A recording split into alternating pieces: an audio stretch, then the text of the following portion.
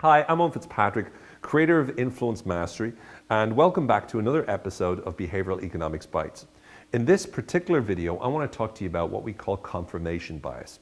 Confirmation bias is one of the most important areas, or one of the most important principles rather, in the area of psychology and also in behavioral economics, because it simply suggests that whenever we have an idea in our head, we look for evidence to prove that idea as being true.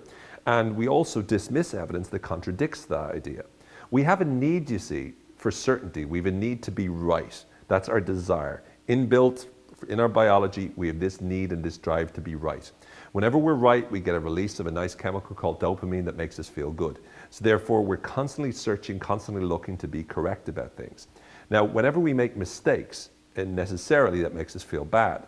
So this need to be right means that whenever we have an idea in our head, we're looking for evidence to prove that idea is true so we can feel right about it.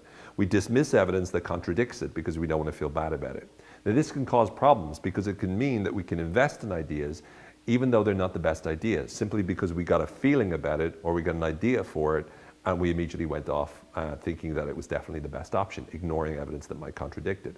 So what's critical is that when you make a decision, you're asking yourself the question, how can I possibly be sure that this is the best possible decision? What am I not thinking about? What would happen if I was wrong? How could I possibly be wrong about this?